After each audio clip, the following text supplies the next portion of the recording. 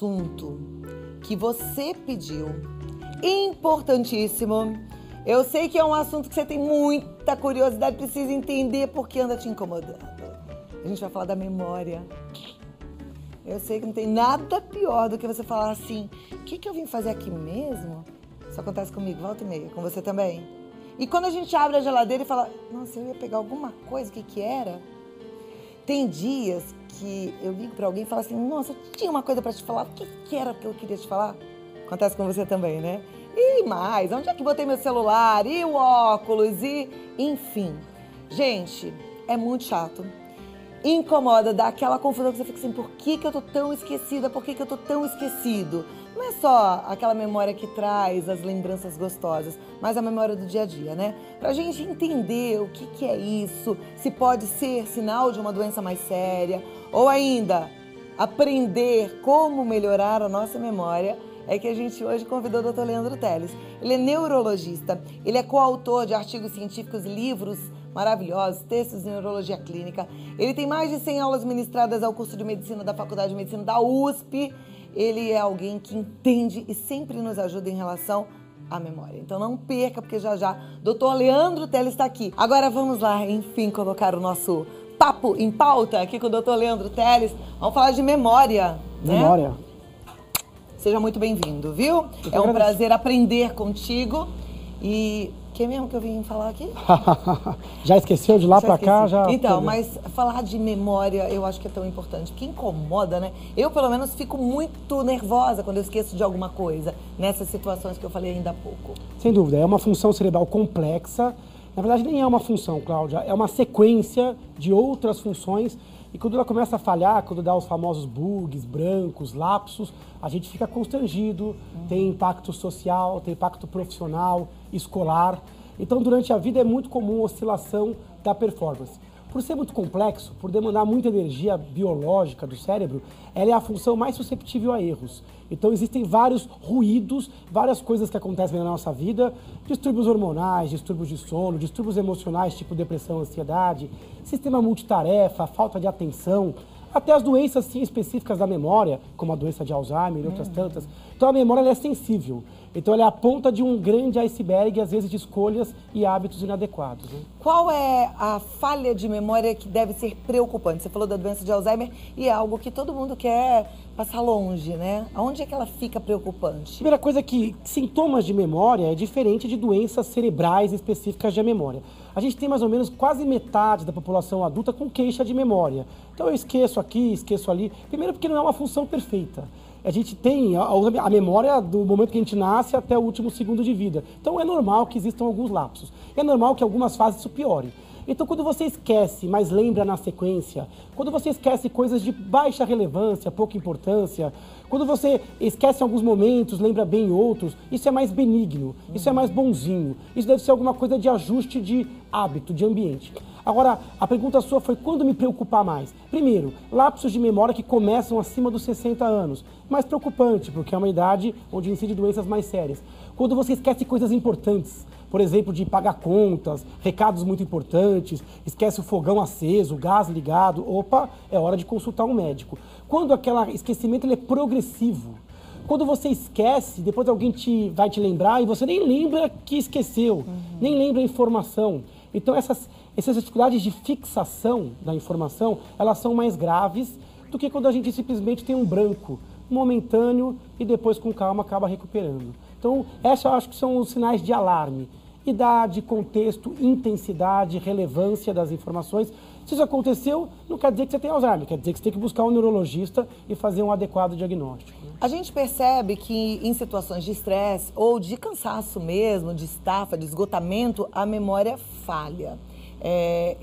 Essa seria a principal causa quando a memória não está ligada a uma doença mais séria como o mal de Alzheimer? Sem dúvida nenhuma. Se for escolher os hábitos, sem dúvida a sobrecarga é tão comum nos dias de hoje, a informação muito rápida. Então a velocidade da interação, da vivência, faz a memória cair. O estresse Seja o estresse físico, de dormir pouco, de fazer muita coisa, seja o estresse emocional, de estar passando por um problema, isso dificulta. Porque o cérebro entra num sistema que é um sistema de baixa eficiência, que é o multitarefa. Se tem alguma coisa te preocupando, por exemplo, você faz alguma coisa pensando em outra, que está rodando no segundo plano. É como se a gente estivesse hipnotizado, Exatamente. Existe uma competição. Quando você compete duas atividades ao mesmo tempo, você diminui pela metade o rendimento cerebral. Então isso é extremamente frequente. Aí você começa a ter mais lapsos. Um aluno tem muito isso, às vezes por questão emocional. Estuda, chega na prova às vezes cansado e tenso psiquicamente, não consegue acessar nada do que estudou. Aí tem o famoso branco. Depois descansa, a informação vem quando não é mais necessária. E, por exemplo, quando ele está com um problema em casa, preocupado, mãe e pai estão brigando ou estão vivendo um drama e o filho vai absorvendo isso, isso também pode atrapalhar? Sem dúvida nenhuma. O aprendizado na escola. Doenças emocionais como depressão, como estresse excessivo, ansiedade, tira o seu foco para o momento presente, tira o seu foco para a atividade vigente. O cérebro não consegue mais separar o que é importante do que não é importante. E a memória depende disso. A gente é bombardeado de informação. Qual que é que você tem que memorizar? Aquela que é importante. O cérebro ele precisa estar totalmente engajado. Ele precisa estar 100% para atribuir o grau de relevância para memorizar aquilo que é importante. Até porque para a memória também é importante esquecer, né? É importante limpar as informações irrelevantes. Senão a gente decoraria um monte de coisa. É verdade que a nossa memória, o nosso cérebro funciona mais ou menos como um computador, então tem uma capacidade X de armazenamento? Mais ou menos. A gente tem, obviamente, uma questão de limitação. Só que durante a vida a gente consegue fixar novas memórias. Mas de tempos em tempos o cérebro dá uma limpada. Quando a gente dorme, nosso cérebro organiza memórias. A gente esquece coisas que a gente lembra por proximidade temporal e não por importância. Por exemplo, eu lembro que eu tomei café hoje de manhã, eu lembro que eu jantei ontem à noite. Não porque foi coisas importantes, mas porque são próximas no tempo. Mas o cérebro ele precisa armazenar ao longo de anos, décadas, talvez pela vida inteira, os nossos grandes momentos, nossas grandes informações. Então, esse sistema ele exige mais poder, mais empenho do cérebro. Se você tiver um cérebro sobrecarregado, é mais ou menos como ter um computador cheio de programas abertos ao mesmo tempo. O nível cai. Então, fazer uma coisa de cada vez. Fazer com tranquilidade, avisar o cérebro quando encontrar alguma coisa importante, não deixar o piloto automático lá. Avisa, ó, isso é importante. Pede um tempinho para criar uma analogia criativa, cômica. Às vezes a informação ela não está tão exuberante. Você pode transformar essa imagem mental, né? Se alguma coisa passou batido, mas é importante que você revise. Dentro das primeiras 24, 48 horas, coloca uma dica para você mesmo revisar aquela informação, para aquilo ficar consolidado. Isso é muito comum com os estudantes, né? Que às vezes estudam só em véspera de prova e acabam esquecendo muitas coisas. Então, quando você se compromete com a sua saúde mental, você melhora o seu rendimento.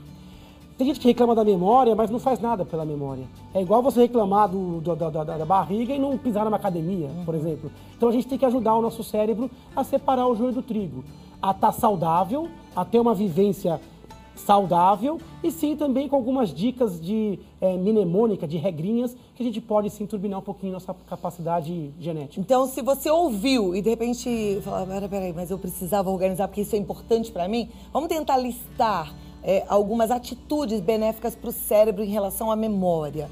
Prestar atenção, viver uma situação de cada vez, eu acho que isso você falou. Sair do multitarefa, né? Então fazer uma coisa de cada vez, evitar fazer duas coisas ao mesmo tempo, isso já ajuda, né? Você disse que ia fazer uma analogia, de repente lembrar de algo engraçado, ou fazer uma visualização, criar mental, né?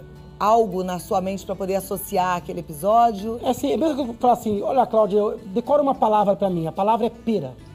Você pode falar assim, tá bom, pera, já sei. E não se envolver muito com essa informação. Ah, mas eu já pensei numa pera verdinha, deliciosa, suculenta e doce. Se você, por exemplo, fechar o olho, imaginar essa pera, sentir a textura tátil, olha como se transformou uma informação que era uma palavra numa questão multissensorial, mais complexa. Mas aí isso não vai gastar mais espaço do meu cérebro? Não. Não, porque essa informação, ela merece esse espaço, porque essa informação é relevante. Tá. Você poderia também falar assim, eu lembro de uma pera que foi importante na minha vida, e de repente fazer uma analogia pessoal. Às vezes tem que decorar o nome de uma pessoa, uma situação, às vezes uma fórmula que você vai usar, aquilo que não te emociona, não te cativa. Então transforme essa informação numa informação que te cativa, que te emociona. Os estudantes fazem isso. É verdade. Traz humor, amplifica, extraia com simplicidade aquilo que simboliza. Parece que você vai gastar mais energia, mas não vai. Não vai. O multissensorial e a simplicidade de extração, ela gasta menos energia. Pior é o seu cérebro depois tentando recuperar uma informação que passou rapidamente para os seus olhos, que foi monossensorial. Então, ajuda a informação que você vai ter o benefício na evocação. Esse que você fala, pior é o seu cérebro tentar recuperar uma emoção.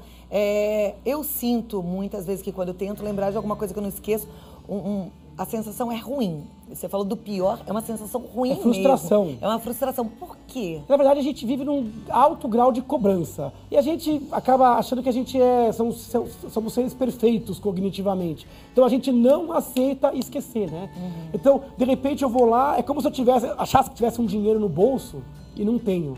Eu ponho a mão no bolso para pegar o dinheiro, opa, o dinheiro não está lá. É a mesma coisa que quando você vai buscar na memória uma informação que você achou que estava lá e não estava. Isso frustra. E aí a gente começa a ficar até um pouco incomodado e fica meio hipervigil. Nossa, eu estou ficando esquecido. Reveja os seus hábitos. Será que você está dormindo adequadamente? Será que você está com controle de ansiedade e depressão adequado? Seus hormônios estão funcionando de forma equilibrada? Sua alimentação, suas atividades mentais, o seu comprometimento com a vivência? A verdade, Cláudia, é que o momento de fixar é aquele momento da vivência. Se você perdeu aquele momento, se você jogou de qualquer jeito a informação na cabeça, vai ser difícil resgatar. Mas aí a gente fala, Inês é morta, né? O leite derramou. Ali você não consegue mais voltar. Você vai ter que esperar, vai ter que buscar outras referências, buscar por pistas. Então, a vivência tem que ser melhor. Viva melhor o presente, que você vai ver que o futuro vai ser mais fácil de você resgatar. Que delícia, né, da gente ouvir tudo isso. Que bom esse aprendizado. Tenho só uma dúvida, daqui a pouco a gente volta para tirar as outras dúvidas, mas a alimentação influencia na memória? Ela influencia diretamente a curto prazo e, sem dúvida nenhuma, a longo prazo. A longo prazo é óbvio que um cérebro saudável lembra melhor. Então, aquela dieta dita do Mediterrâneo, né? Rica em oleaginosas, ricas em resveratrol, antioxidantes, pobre em carne vermelha, pobre em alimentos industrializados, ela é muito boa para o cérebro a longo prazo. Mas mesmo a curto prazo, fazer alguma coisa com fome, por exemplo, o rendimento é pior. Olha. Fazer alguma coisa logo depois de comer também exageradamente, também é pior, o cérebro fica mais lentificado. Então, uma boa alimentação fracionada, de fácil digestão, bastante líquido, vai te ajudar a curto, médio e longo prazo. Perfeito. Segura aí, no próximo bloco eu quero saber se aqueles exercícios para memória, Boa joguinhos, passatempos, se eles realmente funcionam. A gente já teve um bate-papo bem importante no bloco anterior sobre memória.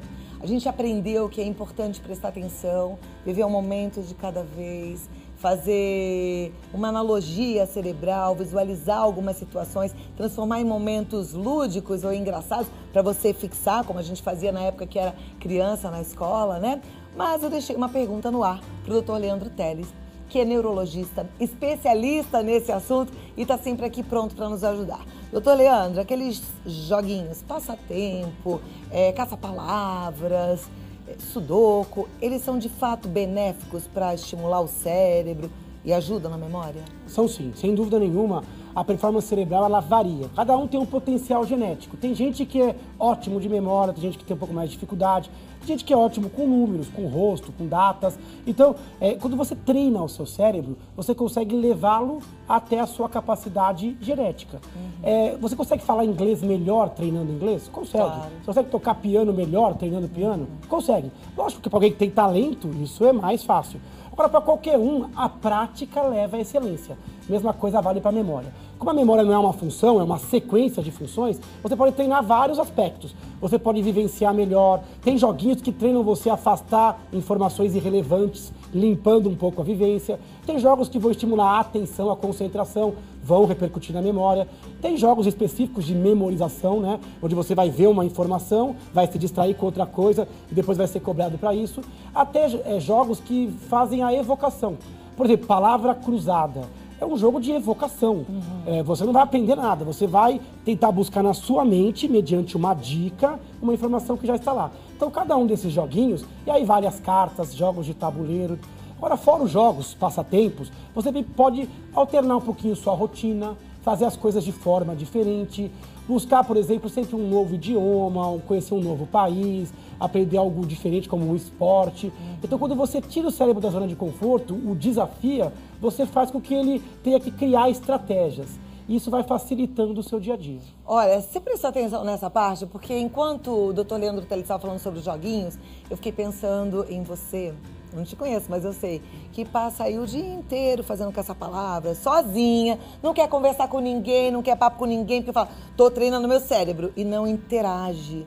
É importante interagir. A relação afetiva também vai alimentar a tua função cerebral e é importante que você cultive isso, não é verdade? Sem dúvida. A atividade social é uma das atividades mais importantes para o cérebro.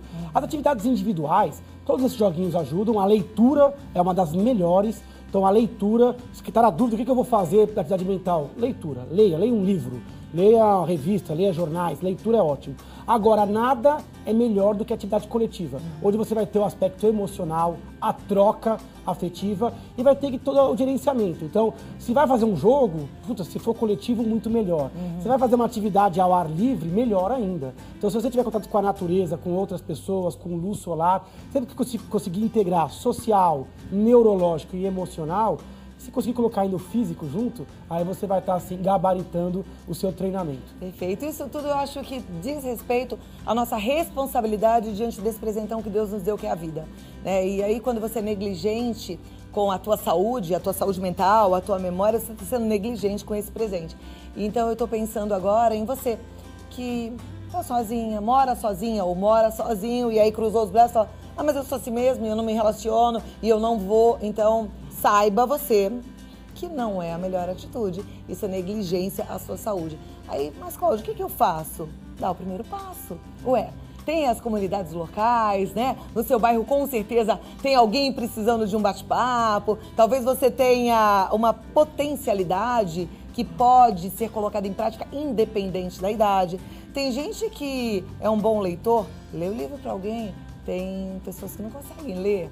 Tem gente que desenha bem, dá aula de desenho. Tem gente que sabe técnica de futebol, adora futebol, vai ajudar uma criança a jogar bola. Enfim, são muitas possibilidades da gente interagir com o próximo, de ajudar ao próximo e assim levar a sério a saúde, porque é assim que a gente mantém a nossa cabeça funcionando e ativa. Você é importante, muito importante para a vida, né? Perfeitas colocações, né? Essa questão do seu comprometimento com a sua saúde e a sua performance. Primeira dica é você sair da rotina. Abandone o tédio da rotina, das coisas que você já conhece, já domina. Então, dá uma limpada no seu dia, tenta ver se você consegue criar espaços para você se dedicar a coisas diferentes, ao novo. Acontece muitas vezes a partir ali dos 60 anos, 65 anos, a aposentadoria, você fica imerso às vezes em coisas repetitivas, cíclicas. Então saia da sua zona de conforto. Você vai ver que você vai ter um potencial que vai ser bem melhor desenvolvido. Quando você pensa até em proteção a doenças, por exemplo, o Alzheimer, uma das formas de proteção é a alta escolaridade. Então, quando você busca sempre estimular o seu cérebro, você fica protegido até para doenças mais graves, neurodegenerativas, que dirá para oscilações mais benignas da sua performance, né? Olha lá, faça isso, dê esse passo importante. E se você está entendendo que isso tudo é importante, mas não consegue sair de onde você está, talvez precise de ajuda. E aí eu acho que você deve procurar um neurologista, um geriatra, um psicólogo, um profissional da área de saúde que possa te ajudar com isso. Eu outro dia vi um documentário que eu amei e que faz a relação da música com a memória. E até é muito bonito porque os idosos, eles são confrontados com músicas da época em que eles eram jovens. Eles não lembram de nada, estão lá num grau alto de Alzheimer, mas eles conseguem lembrar da música e cantam inteira, com a letra toda. Isso é muito bacana, né? Bacana. A música, ela funciona como um vetor. E sim, ela melhora a condição de memorização. Tanto que é muito comum alguns estudantes criarem jingles, pequenas músicas para memorizar uma informação. A melodia acaba fascinando o cérebro. O cérebro humano, ele adora a melodia. Tanto que é muito comum aquelas músicas pegajosas que ficam tocando no nosso ouvido o dia inteiro, mesmo que a gente não queira. Então parece que a gente baixa um pouquinho a guarda, a música aparece. O cérebro gosta. A gente está em época agora política, a gente percebe como o pessoal abusa disso nos marketings, martelando uma informação. A melodia, o cérebro se apega a ela e ela acaba carregando a informação como se fosse um mosquito carregando um vírus.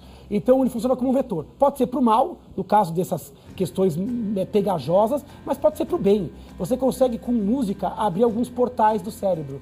Então a música principalmente a música instrumental, a música clássica, que a gente já ouviu falar naquele efeito Mozart, que colocar para criança, para se acalmar, para melhorar a performance intelectual. Eu acho que em algum grau ela é muito importante. Tem até terapia, chamada musicoterapia, que pode aliviar estados de estresse, de depressão, de ansiedade, e pode sim ser uma ferramenta ao combate e ao esquecimento. Perfeito, tem que colocar trilha sonora na sua vida, viu? Vamos botar uma musiquinha aí.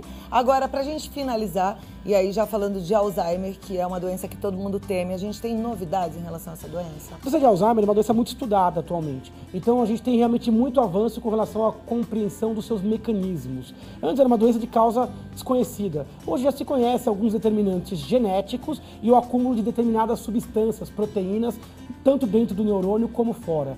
Sabendo o mecanismo, já está se desenvolvendo alguns remédios que não tratam só o sintoma do esquecimento, mas sim o acúmulo dessas proteínas. Então a gente tem algumas moléculas muito promissoras para o tratamento do Alzheimer. Assim como está se avançando também com relação a alguns exames que possam identificar formas mais precoces que possam eventualmente merecer o tratamento com esses medicamentos que pudessem mudar a evolução. Então, neste momento, ainda carecemos de novidades, mas existe sim uma perspectiva muito boa em termos científicos para os próximos 2, 3 anos com relação à prevenção, tratamento e, eventualmente, que é o que a gente quer, a reversão e cura desse transtorno que aflige quase 1% da população aí mais velha, acima dos 60 anos. Num estágio já avançado, onde a pessoa realmente não lembra das situações, muitas vezes não lembra nem exatamente quem ela é, existe sofrimento ou ela está blindada por não lembrar e ela vive como se tivesse... O sofrimento ele é maior, Cláudia, na fase inicial, onde a pessoa ainda tem essa fixação de memória. Em formas muito graves, imagina-se que haja menos sofrimento. Mas algum sofrimento sempre há. Por quê? Porque mesmo que a gente perceba por pouco tempo, a gente acaba percebendo que está esquecido. E o Alzheimer não é só esquecimento, existe dificuldade de reconhecimento de rostos conhecidos, dificuldade de localização temporal-espacial, dificuldade de estabelecer, às vezes, algum raciocínio. Então existe sim algum sofrimento em todas as fases. Mas realmente o que você falou é verdade. Quando a memória ela se dissolve completamente, às vezes o paciente sofre menos do que o familiar. O familiar, às vezes, no dia a dia, vendo o paciente se desconstruindo mentalmente, repetitivo, ele acaba sofrendo mais do que a pessoa que é portador. Mas algum sofrimento existe dos dois lados. E qual que é a postura ideal do familiar? Ele força para que essa memória volte ou ele encara que, ok, e entra no embalo daquele pensamento que já não é tão lúcido? Em fases moderadas a graves, eu prefiro que o familiar entre no embalo. Leve com bom humor, com jogo de cintura. Não fique ali batendo, né, dando o famoso murro em ponta de faca, né? Quer dizer, você lutar contra uma patologia, você usar o seu cérebro para julgar um cérebro que adoeceu, é complicado. Isso acaba levando ao estresse do cuidador e não ajuda em nada o paciente. Porque passa 30 segundos, o paciente nem lembra da discussão. Então é melhor levar no bom humor, no jogo de cintura. A gente tem que ter aceitação para aquilo que a gente não consegue transformar. Eu acho melhor tentar levar isso de forma um pouco mais natural e entrar no jogo. Você falou de bom humor, eu me lembrei de uma matéria que a gente fez uma vez aqui. Qualquer hora eu mostro para vocês. Do neto que cuidou da avó com Alzheimer, ele lidou com toda essa situação com bom humor. E no final das contas, quando a gente vê a matéria, vê tudo o que acontecia entre eles, a gente chega à conclusão de que ele proporcionou momentos tão incríveis para essa avó, porque ela se divertiu muito, porque ela ria muito, porque ela foi muito feliz, apesar de não lembrar, na maioria das vezes, quem era o neto, mas ela se divertia. Sem dúvida. Né? Se você perde a memória, você tem que se comprometer com o presente, às vezes. Fazer a pessoa ficar bem ali. Só que existe um jogo e uma falta de aceitação por parte do familiar que acaba sendo projetado. Mesma coisa que pedir para um cara que, sei lá, perdeu a perna, correr ali agora sem a perna. Não dá. Ele vai sofrer cada vez mais. Então você passa a tirar esse peso do paciente quando você leva na esportiva. Quando você valoriza o tempo presente. Ou as memórias antigas, não tem problema. Se perdeu a capacidade de fixar novas memórias, tem que levar a cabo da melhor saúde, da melhor forma possível. Bom, eu aprendi muito, vou ficar ligada aí para tomar todas essas providências, ter essa precaução e cuidar bem do meu cérebro e da minha saúde. Eu quero que você faça o mesmo, uma coisa de cada vez, foco, atenção, carinho com o teu corpo, tá bom? E olha, se você quiser mais dicas, no Facebook, neurologista Leandro Teles, o site é www.leandroteles.com.br. Se você quiser mandar um e-mail, contato@leandroteles.com.br. Tenho certeza que você encontrou aqui um médico maravilhoso e um parceiro para te ajudar nesse desafio que é manter a memória saudável, né, doutor? Sem dúvida, tema fundamental, importante. Inclusive, o mês que vem agora estamos lançando um livro, finalmente, Antes que eu me esqueça, é um livro que a gente aborda exatamente esse nosso tema aqui. Vou trazer, obviamente, aqui no seu programa. Acho que vai ajudar muita gente também. Qualquer dúvida que tenha ficado no ar, pode realmente mandar as perguntas pelas redes sociais. Ótimo. Doutor Leandro Teles te esperando. Neurologista Leandro Teles.